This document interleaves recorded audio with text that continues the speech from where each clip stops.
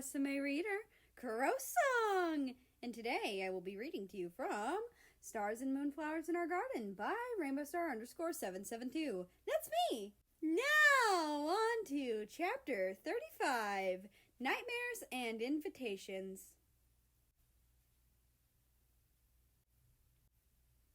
Russia looked at the little kitten he held, deciding on a name for them.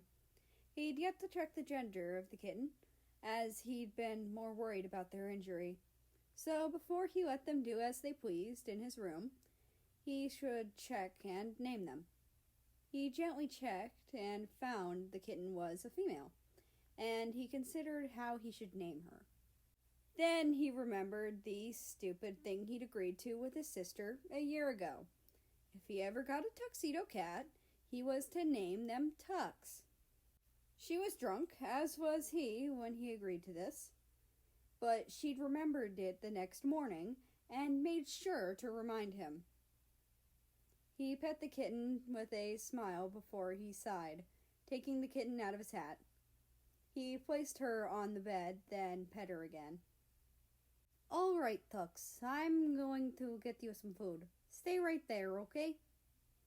he said, as if the kitten could understand him. He then proceeded to go around his room, looking for the kitten food he knew he had left over from Natalie. He eventually found it and poured some into a bowl, putting Tux in front of it. Then he went to looking out the window, waiting for America to come by. Natalie meowed at him before hopping up on the desk in front of the window, likely curious of what his person was, insistent on watching. Russia smiled a little and gently moved his cat so that he and the cat could see out the window. Eventually, he saw America come into view and pick up the letter. Natalie, upon seeing a person he didn't recognize, decided he wanted to throw himself out the window to greet them, which Russia quickly stopped him from doing and quietly scolded him. The scolding got a confused, puppy-like head tilt from the cat in question. "Don't throw yourself out the window for the love of all that is high and low," Russia whisper-yelled at Natalie with a sigh. He was a bit exasperated and too tired for these kind of antics from his cat. He then went back to watching America's reactions to the letter, finding that he'd missed quite a bit of it, sadly. But he heard him laugh a few times. He felt himself melt when he heard the laugh. There weren't too many other reactions that he got to see from America, which was a bit saddening, but he'd see America the next night. Then he heard America start humming. It wasn't very loud, and he could barely hear it, but the tune was nice and comforting, so he listened to it closer so that he could remember it for whenever he felt restless. Once he could no longer hear America's humming, he made his way back to his bed. He petted Natalie and smiled a little at the cat. "Don't worry, you'll meet him soon," he promised as he followed him. "I'm not sure when, but it'll be very soon, okay?" He then got in bed and started to get himself comfortable. He felt the air knocked out of him and looked up, only to find his cat, Natalie, curled up on his chest. He smiled a little and closed his eyes again, relaxing into the bed. He fell asleep to the sound of Natalie purring, quite loudly. Russia jolted up and looked around worriedly. He relaxed a little and let out a sigh of relief. He was glad that had just been a nightmare.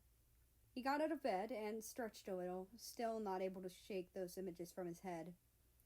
He just had to go check on America and confirm that he was okay. Then maybe he could get some sleep. Hopefully. He checked the time and sighed. It was a little before America would be in his room, so he'd be better off just waiting near the room than searching around the castle for him. So that's what he decided to do. Grabbing the paper he'd been given the night before, he made his way to America's room and waited outside of the door pitifully. He knew it looked and felt pitiful, but he just needed to see America, make sure he was okay, remind himself that it was a stupid nightmare. So, when he saw America coming closer after he'd been there for likely 10 minutes, he felt relief and almost ran over to the healer, hugging him. He then just kept touching him, reassuring himself and securing in his mind that America was alive and breathing. He then relaxed and went back to hugging America.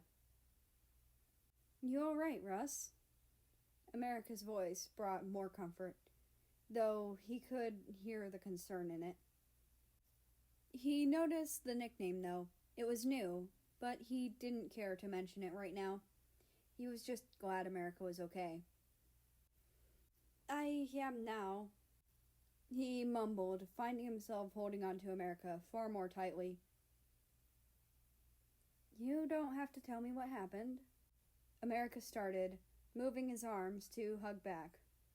"But it might make you feel a bit better if you do." I had the nightmare," the taller male managed to get out, refusing to let go. "You got caught in the middle of a magic accident? You got horribly injured. America just hummed softly, gently rubbing Russia's back. "I couldn't get anyone on time. You stopped breathing. I couldn't find your pulse." He held on to America even tighter than he had been before he got to that. America gently reached and grabbed his hand from his own back. "Here, I still have a pulse." The healer gently guided Russia's hand to a spot on his neck and pressed the 2 fingers to the spot. "See? No need to worry. I'm still here." Russia nodded, feeling the pulse made him feel a bit better. America then guided his hand to the middle of his chest, allowing Russia to feel him breathe. "I'm also still breathing. I'm alive and well, I assure you," America said softly before letting go of Russia's hand. "Now, do you want me to walk you back to your room, or do you want to stay with me in my room?" "I don't want to bother you more than I already have," Russia said, looking away and letting go. "You aren't bothering me, and you never will be bothering me, okay?" America assured, smiling softly at him. "Now, do you want to go back to your room, or stay in mine?"